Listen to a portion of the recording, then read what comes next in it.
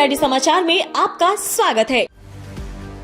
एक नजर हेडलाइंस पर। बिहार में वरिष्ठ नागरिकों को घर बैठे स्वास्थ्य सेवाएं देने की तैयारी। माननीय मुख्यमंत्री श्री नीतीश कुमार ने कहा, सबका सम्मान, जीवन आसान। QR कोड से मांगे सुझाव। भारत के मुख्य न्यायाधीश न्यायमूर्ति श्री सूर्यकांत जी ने पटना हाई कोर्ट में 302 करोड़ से अधिक रुपए की परियोजनाओं का किया शिलान्यास। 2 दिवसीय दौरे पर है मुख्य न्यायाधीश। छोटे गुड़ उत्पादकों और गन्ना किसानों को भी गुड़ प्रोत्साहन योजना का मिलेगा लाभ। गन्ना उद्योग विभाग के अपर मुख्य सचिव श्री के सेंथिल कुमार ने ली विभागीय समीक्षा बैठक। अब खबरें विस्तार से। माननीय मुख्यमंत्री श्री नीतीश कुमार ने कहा कि उनकी सरकार न्याय के साथ विकास के सिद्धांत पर लगातार काम कर रही है। समाज के सभी वर्गों के उत्थान, मान और सम्मान का पूरा ध्यान रखा है। अब सरकार का लक्ष्य है कि राज्य का हर नागरिक सम्मान के साथ और आसानी से जीवन व्यतीत कर सके।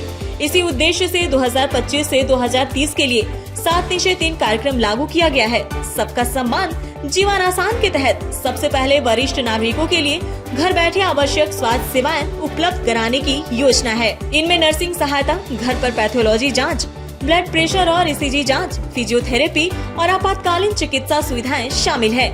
माननीय मुख्यमंत्री ने स्वास्थ्य विभाग को निर्देश दिया है कि इन सुविधाओं को तेजी से धरातल पर उतारा जाए। साथ ही जनता से सुझाव भी मांगे गए हैं।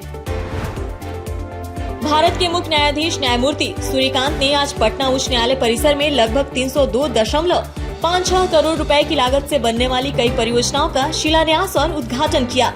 इनमें ADR भवन, सभागार, प्रशासनिक ब्लॉक, आवासीय परिसर, महिला अधिवक्ता कार्यालय का विस्तार, अस्पताल भवन और मल्टी स्टोरी पार्किंग शामिल है। माननीय मुख्य न्यायाधीश ने कहा कि मजबूत इंफ्रास्ट्रक्चर ही एक संवेदनशील और प्रभावी न्याय प्रणाली की नींव रखता है। उन्होंने पुनपुन प्रखंड में बिहार न्यायिक अकादमी के नए कैंपस का भूमि पूजन और शिलान्यास भी किया, जहां न्यायिक अधिकारियों के प्रशिक्षण के लिए आधुनिक सुविधाएं विकसित की जाएंगी। गन्ना उद्योग विभाग के अपर मुख्य सचिव श्री के सेंथिल कुमार ने छोटे गुड़ उत्पादकों और गन्ना किसानों को भी गुड़ प्रोत्साहन योजना का लाभ देने के निर्देश दिए हैं। उन्होंने कहा, राज्य में बंद पड़ी चीनी मिलों के पुनः संचालन, नई मिलों की स्थापना और गन्ना खेती के विस्तार पर जोर दिया। अपर सचिव श्री सेंथिल विभागीय अधिकारियों की समीक्षा बैठक ले रहे थे।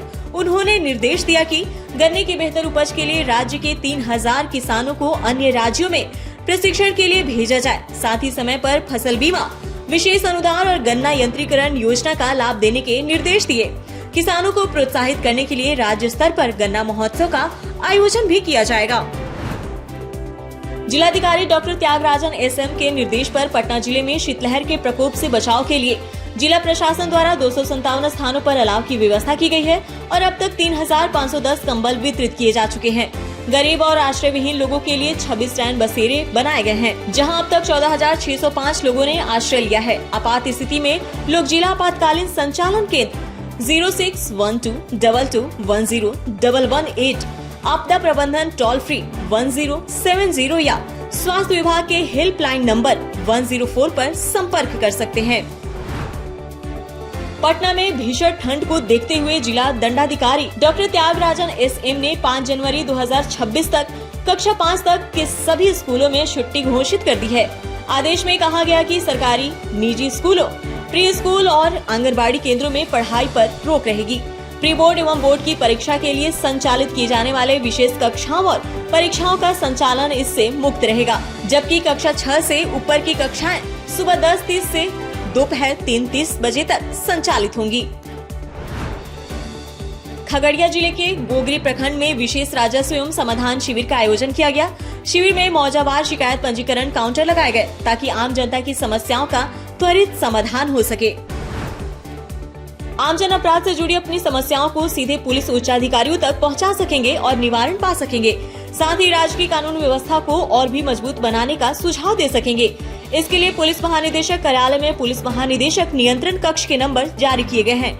आमजन 9031829339 और 9031829340 पर संपर्क कर सकते हैं।